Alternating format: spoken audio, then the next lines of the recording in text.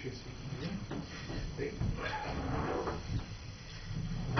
Labiau susispausė, ar ne? Jau nuotraukos spausė. Ar jeigu gerai, tai mes pradedam. Labą dieną visiems susirinkusiems. Šiaip jau mūsų pokalbių temos paprastai būna susijusios labai glaudžiai su valstybės vidaus politika, bet šiandien mes nutarėm pakalbėti apie įvykius Libijoje. Kadangi šita aktualija, aš manau, vienaip ar kitaip tai netiesiogiai siejasi ir su Lietuva. Ir todėl šios dienos mūsų apšvito stalo pokalbio pavadinimas yra Libija ir tarptautinė teisė. Ar Libijos įvykių scenarijus gali pasikartoti Lietuvoje? Ir šiandien mūsų pokalbio dalyviai, tai nepriklausomybės akto signataras Rolandas Paulauskas, politologas Liudas Zdanavičius ir Mykolo Riomerio universiteto katedros vedėjas Justinas Žilinskas. Tai galbūt ir pradėsiu nuo suformulavęs pats pirmas klausimas, kas ta Libija ir kas ten iš tikrųjų vyksta jūsų akimis. Pirmiausia klausimą galbūt. O čia klausimas toks, kadangi aš esu teisininkas, tai atsakyti į klausimą, kas tai Libija, tai aš galiu atsakyti nebent mokykliniais terminais, kad tai yra valstybė. O kas joje vyksta, tai šiuo metu vyksta tarptautinė operacija, kurios tikslas, kaip deklaruoja Jungtinių tautų saugumo tarybos rezoliucija, yra įvesti neskraidymą zoną, kadangi ten prasidėjo pilietinis karas ir tas pilietinis karas gresia dideliais nemalonumais pirmiausia tiem žmonėm, kurie visada kare nukenčia, civiliams. Jeigu trumpai. Tada gerbiamas Liudai, jeigu jums pakartočiau tą patį klausimą, kas yra Libija, sakykime, ekonominė prasme, pragyvenimo lygmenį, jeigu ten, kaip jūs įsivaizduojate, socialiniais dalykai, kaip sprendžiami buvo toj valstybė iki šito sukilimo, iki karinio konflikto, iki karinių veiksmų ir kur jūs matytumėt priežastis. Taip, Libija skiriasi nuo daugelio kitų arabų valstybių. Vis dėlto joje gyvenimo lygis buvo sąlyginai neblogas, kadangi Omaras Kadafis, nors ir buvo autoritarinis vadovas daugeliu požiūrių, jisai realizavo taip vadinamo arabiško socializmo, o dar kitas terminas yra džamaherijos modelį. Grubiai tariant, kai dalis lėšų nemaža gaunamų iš naftos eksporto ir dujų buvo panaudojama socialiniais tikslais. Na, jeigu lyginti su kitomis valstybėmis, kuriuose įvyko revoliuciniai įvykiai šiuo metu arabų pasaulyje, tai be abejo, Egipte pragyvenimo lygis yra žymiai mažesnis, Tunise mes galim kalbėti, kad šiek tiek yra žemesnis, bet kita vertus Tunisas yra šiaip geriau valdoma valstybė, tiesiog tenais nėra naftos ir dujų, kurių pagrindų būtų galima sukurti vienokį ir kitokį gerbūvį savo gyventojams. Na, jeigu pakalbėti apie tokias valstybės kaip Jemenas ar Alžyras, aišku, Libijoje situacija yra geresnė irgi. Dabar, kas ta Libija, šiaip platus pas jūs yra klausimas, bet pats Kadafis jisai siekia kurti tam tikrą trečiąjį kelią. Nei kapitalizmą, nei komunizmą, nes, kaip jūs suprantate, kai jis atėjo valdžią 69 metais, tai pasaulis buvo visiškai kitoks, ten egzistavo du blokai ir akivaizdu, kad iki 91 metų, kai žlugo SSRS, jisai iš principo laviravo tarp šių dviejų jėgų, stengėsi rasti savo vietą ir be abejo gauti maksimaliai naudos ir išlikti valdžioje. Ir tai jam pakankamai neblogai sekėsi. Po 91 metų jis turėjo pakeisti savo anksčiau vykdytą politiką, nemaža dalimi jisai suartėjo su vakarais, netgi kažkur po 2000 metų mes išvis galime kalbėti apie ganėtinai rimtą santykių atšilimą. Na, vienas iš tokių Kadafio veiksmų, pavyzdžiui, buvo branduolinio ginklo kūrimo programos atsisakymas. Na, jis aišku oficialiai neteigė, kad jis kūrė branduolinį ginklą, bet de facto sustabdė veiksmus šitoje srityje. Kitas dalykas, kad buvo sustiprintas bendradarbiavimas su ES valstybėmis, bet vis tiek Kadafis leisdavo savo nemažai ir įdomių dalykų nuveikti. Pavyzdžiui, mes žinom tą įvykį su Bulgarų medicinos seserėmis, kai keletas medicinos seserų iš Bulgarijos buvo nuteistos mirties bausme už tai, kad neva apkrėtė vaikus živ. Taip pat jisai turėjo nemažą konfliktą su Šveicarija. Bet ką tai reiškia? Esmė tokia, kad Kadafis yra labai prieštaringas vadovas iš tikrųjų. Jisai yra viena vertus buvo nemažai susijęs su terorizmu, kita vertus vykdė socialinę politiką pas save namie. Santykiai su vakarais irgi buvo prieštaringi. Viena vertus jisai leisdavo savo gana aštrių pasisakymų, kita vertus ekonominiai plotmėj santykiai, iš principo nebuvo labai blogi. Tai tikiuosi, kad atsakiau taip apžvalginio pobūdžio jūsų klausimą. Gerai, man iš karto klausant apie Kadafį, ten ir kažkokį ir įsijo seserų, ten atsigimus ir kalbam apie, kad jis vienoks ar kitoks, man atrodo, ir Berlusconi labai panašių galim prieštaringai vertinti etikečių, bet kažkaip ten Italijoje nevyksta nei karo veiksmai. Ir tada klausimas Rolandai jums, čia paminėjo kolegos, sėdintis prie stalo, kad iš tikrųjų pakankamai neblogai gyveno, nes vis tik tai benzinas Libijoje kainuoja 15 amerikoniškų centų, vidutinė alga kažkur apie $1200, bedarbio pašalpa 700, vidutinė pensija 500, nemokamas mokslas, nemokamas gydymas, nemokamas aukštasis mokslas. Savo klausimu. Ja. Tai aš, kadangi vakar turėjau tiesiog tokį galimybę pakalbėti su moksleiviais šią temą ir palyginau Lietuvos skaičius, tai ką tada kalbėti apie pilietinį karą Lietuvoje, kada prie mūsų socialinių ir prie mūsų pragyvenimo lygio nematė priežasčių jokiam sukilimui. Tai vat pačią nuomonę. Jeigu manęs kas prieš porą mėnesių būtų paklausęs, ką nors apie Libiją, aš būčiau atsakęs taip kaip kolegos. Štai maždaug tokius dalykus aš būčiau irgi susakęs ir praktiškai daugiau nieko. Bet prasidėjus įvykiams Šiaurės Afrikoje ir kitose arabų šalyse, aš sakau taip, Žalgirio pasipriešinimo judėjimas mane išsiuntė į žvalgybą. Į pasaulio informacinį laiką mane išsiuntė kaip žvalgą ir aš 2 mėnesius dirbau tenais. Juodai dirbau. Aš žvalgiau internetinę erdvę, aš žvalgiau televizinę erdvę, aš turiu galimybę matyti satelitinius kanalus.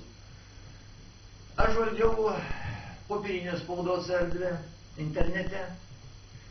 Ir štai ką šiandien jums galiu pristatyti savo žvalgo darbo rezultatus. Kaip gyvena libiečiai? 2008 metų prekybos balansas, užsienio prekybos balansas yra maždaug $40 milijardų. Plius Lietuvos prekybos balansas yra minusinis visada. Čia palyginimas. Gyventojų ten yra tik 2 kartus daugiau negu Lietuvoje. O biudžetas, kaip sakiau, užsienio prekybos balansas yra plus $40. Ne tik nafta, dujos, bet ir kitokios eksportuojamos kitos ekonomikos šakos dirba. Bet pagrindinė nafta ir dujos. Toliau, ką jie daro su tais pinigais? Iš tikrųjų, algos, pensijos, pašalpos yra maždaug tokios kaip Lietuvoje, tik doleriais. Tai kitaip sakant, ne mažiau kaip 2 kartus daugiau libietis gauna pensijos, pašalpos ir algos negu lietuvis. Toliau, tas dar mažai ką sakytų, bet ten yra dotuojami maisto produktai ir pagrindiniai maisto produktai praktiškai nieko nekainuoja.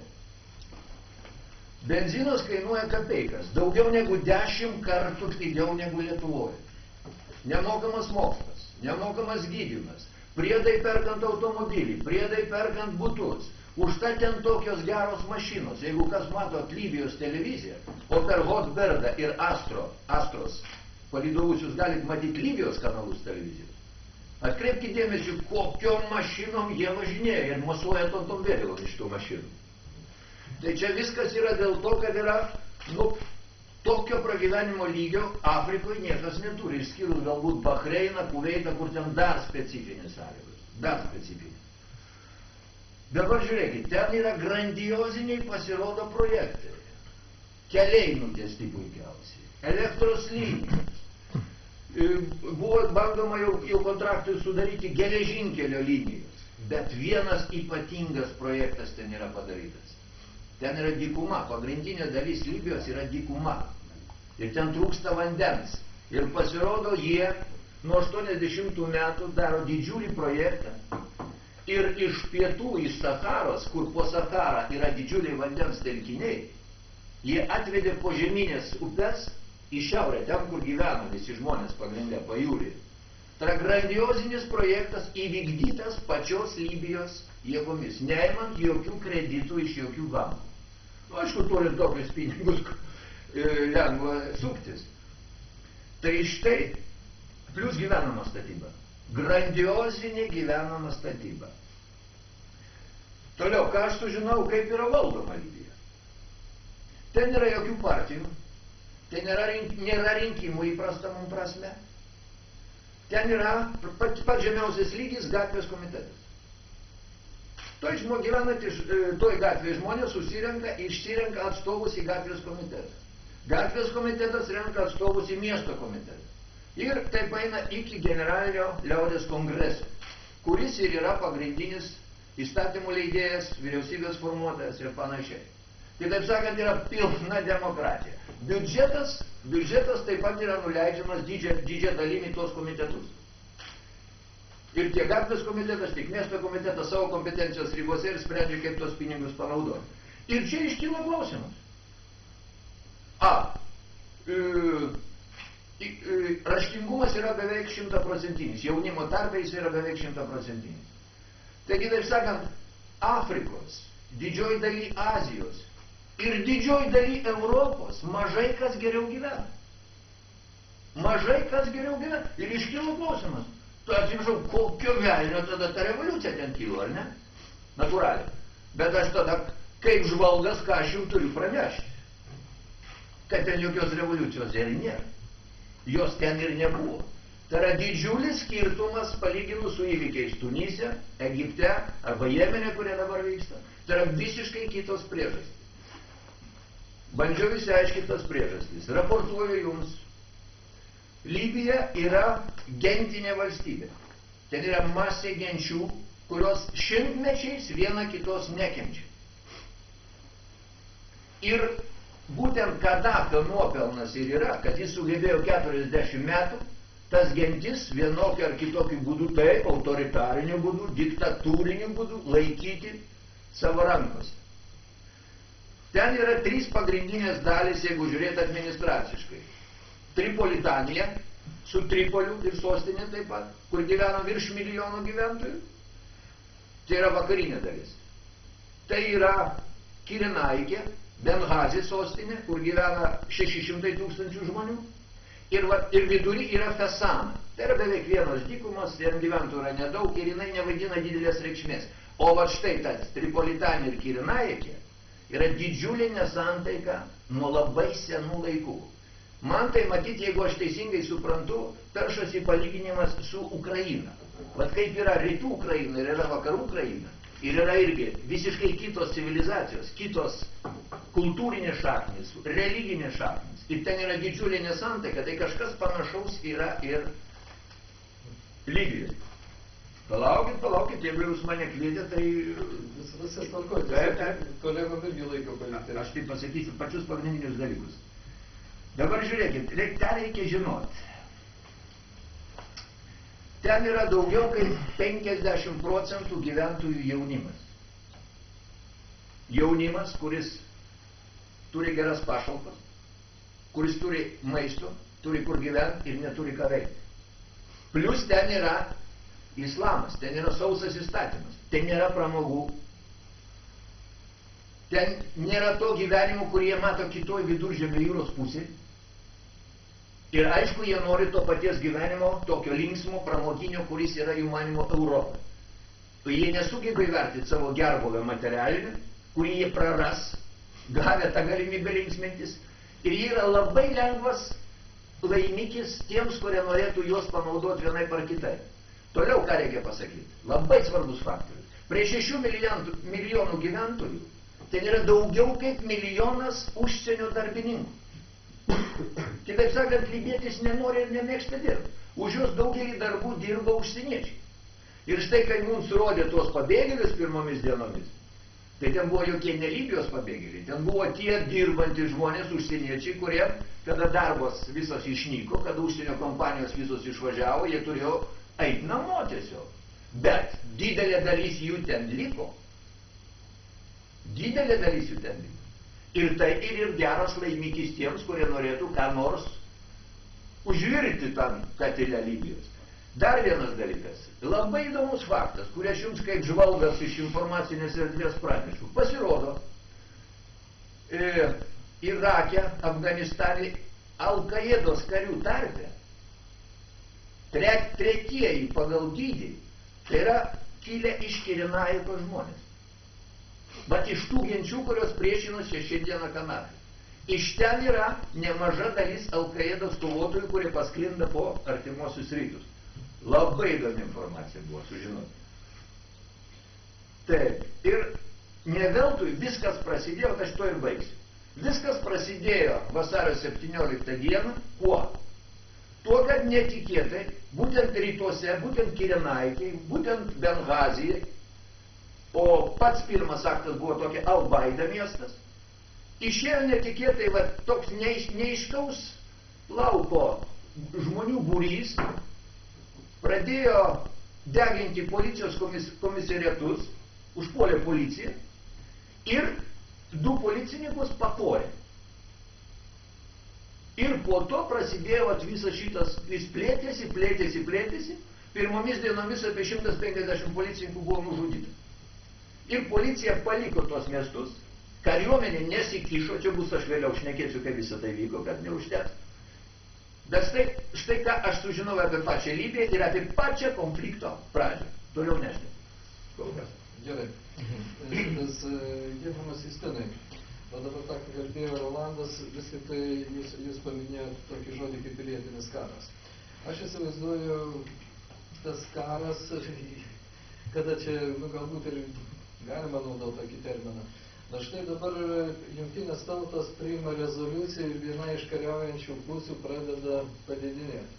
Kaip jūs vertinsite tarptautinės teisės požiūrių, va šitą priimtą rezoliuciją, padėti vienai iš tarpusavį besipešančių grupuočių, taip labai jau buitiškai pasakysiu.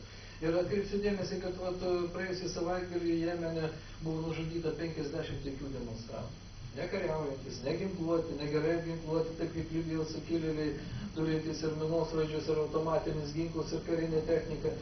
Bet pasaulis tyli, niekas niekur nesikiša. Štai prieš, sakykime, teisėtą valdžią, prieš evoliucijos, atėjus į valdžią per evoliuciją Kadafį, eina ginkluota žmonių grupė ir štaiga Jungtinės tautos priima sprendimą padėti kažkuriai vienai kariaujančių grupuočių šitų. Pakomentuoti man sprendimą Jungtinių tautų. Gerai, pirmiausia, gal pradėsime nuo to, kad bet kokie ginkluoti konfliktai, jie niekada nėra vienpusė. Visą laiką ten yra įvairios įtampos, kaip ponas Paulauskas teisingai paminėjo, Libija yra agentinė valstybė, Kadafis ją suvienijo panašiai kaip savų laikų Brostito buvo suvienijęs Jugoslavija. Arba Franko Ispanija. Tai Ispanija nesutrūko, ar ne? Kodėl? Katalonija reikalavo nepriklausomybės. Pats mačiau šūkius. Bet karo nėra. Kol kas. Tikėkime, ir bus. Katalonija mažiau, Baskaidą labiau. Tai va. Tai dabar, žodžiu, pačios rezoliucijos priėmimo aplinkybės, tai man atrodo, yra pakankamai aiškios. Jeigu žmonės stebėjo, kas dedasi tose įvykiuose. Viskas prasidėjo nuo to, vėlgi, ponas Paulauskas minėjo, kad viskas prasidėjo nuo puolimo prieš policiją ir panašiai. Tai yra prastiniai riaušių atvejai. Tai jie gali nebūtinai pasibaigti ginkluoti konfliktu ar ko nors. Bet faktas buvo tas, kad ir paskui prievartos veiksmus, ir paskui visą kitą vis dėlto prasidėjo nepaklusnumo akcijos, būtent tas taikus protesto judėjimas. Prasidėjo taikus protesto judėjimas, į kurį Kadafis jau numatydamas, kas buvo Egipte, kas buvo Tunise, jisai reagavo labai paprastai, kad jokių protestų nebus, galiausiai prasidėjo susidorojimai. Susidorojimai vienaip ar kitaip iššaukia karštų žmonių, lygiai sakyčiau, yra gana karštakraujo žmonės, iššaukia rimtesnį pasipriešinimą. Tiesa, tas pasipriešinimo rimtumas yra toksai sąlyginis. Ir dabar viena iš didžiausių problemų vakarų sąjungininkam yra ta, kad na, ta opozicija Kadafiui yra stebėtinai silpna. Kita vertus, tai neturėtų stebinti, žinant dabartinės ginkluotų konfliktų tendencijas ir vadinamąją atvirojo kodo karo doktriną. Tai yra, kad šiais laikais hierarchinės struktūros, tie mum įprasti judėjimai, kada yra aiškus vadas, pavaldiniai ir panašiai, tai ką mes matydavome labai ilgą laiką ir kas turbūt sietina yra su Vestfalinės valstybės struktūra ir jos mėgdžiojimu, faktiškai tie dalykai dabar yra pasikeitę. Taip panašiai kaip veikia tinkle įvairios grupės, taip lygiai dabar veikia teroristų grupuotės, veikia įvairių sukilėliai ir panašiai. Vienas iš pirmųjų tokio atviro kodo sukilimų buvo pirmoji palestiniečių intifada, kada iš tiesų staiga kilo didžiulis pasipriešinimas, kuriam nebuvo aišku, kas vadovauja, ir galiausiai vėliau Fatah į tą reikalą įsikišo. Tai štai, tai dabar ką veikia Jungtinės tautos? Jungtinės tautos, aišku, mato, kad tai yra nestabilumas, neslėpkim, nestabilumas Europos interesams gresia. Juolab turint omeny Italijos išlaidų Libijoje. Amerikos, sakyčiau, šitoj situacijoje Amerika mažiau buvo suinteresuota lysti ir tai labai aiškiai rodo Obamos poziciją, kaip ilgai jis kairavo ir kiek buvo laukta jos pozicijos išreiškimo Jungtinių tautų saugumo taryboje. Amerika nelabai norėjo šitą reikalą dalis ir dabar jinai nenori. Kaip žinote, dabar Amerika nori kuo greičiau atiduoti misijos vadovavimą kam nors iš europiečių. Europiečiai eilinį kartą tarpusavėje nesugeba dėl to susitarti. Tai štai, tai dabar turime situaciją, kada Kadafis, na gerai, kovoja su sukilėliais, bet ką reiškia kova su sukilėliais? Kova su sukilėliais reiškia, kad šalia nukenčia ir tie, kurie nieko bendro su tokiu sukilimu neturi. O kadangi sukilimas yra spontaniško ir stichinio pobūdžio, jis yra toks neaiškus, jis yra amorfinis. O Kadafis pasakė tiesiai, kad išpjaus visus tuos sukilėlius, kurie priešinasi. Pagrindinis, aišku, paprasčiausiai kenčia tie, kurie yra civiliai, kurie galbūt net nedalyvauja pasipriešinimą. Na vėlgi, jeigu stebėjote reportažus iš to regiono ir panašiai, na kaip, demonstracijos sušaudomos prieš sukilėlius yra metamas. Nematėm nė vienos sušaudytos Libijoje demonstracijos. Kadrų tokių nebuvo. Nereikia sakyti tokių dalykų. Nemaišykit Jemeno ir Bahreino. Aš sakau tai, ką aš girdėjau, ką mačiau per BBC. Jeigu jūs parodytumėte, aš būčiau labai patenkintas tokius kadrus iš Libijos. Rolandai, leisim pabaigti. Ne, nu tai yra visiškai. Ponas Rolandai, aš to jums užduosiu klausimą apie temą koncentracijos stovyklas, apie kurias jūs kalbėjote prieš 2 metus. Ir jos yra? Ir jos yra. Ir jos jau panaudotos tikriausiai. Ne, laukia dar savo eilės. Gerai, būtų geras pradėsiu. Grįžtam prie to. Taigi, ir dabar ką? Dabar 2 valstybės pagrindinės, tai yra Didžioji Britanija ir Prancūzija, jos iškėlė iniciatyvą rezoliucijos neskraidimo zonos. Kadangi neskraidimo zona yra minimalus įsikišimas, kuris leistų Kadafiui nebeturėti viršenybės, nes Kadafis bet kuriuo atveju yra geriau ginkluotas, turi sunkią techniką, viso to neturi sukilėliai, tarkim. Ir vienas iš kelių, kaip šitą konfliktą, dabar Libijoje prasidėjusi, leisti išspręsti patiem lybams, nepaliekant Kadafiui vieninteliam galimybės imti ir visus sunaikinti. Kas jam priešinasi. O dabar dar viena maža pastaba dėl gero gyvenimo ir dėl sukilimo.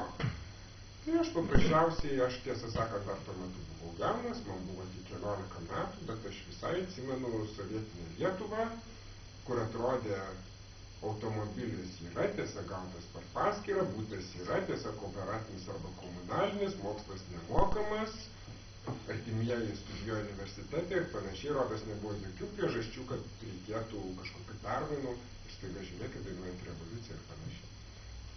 Situacijos yra pakankamai panašiai.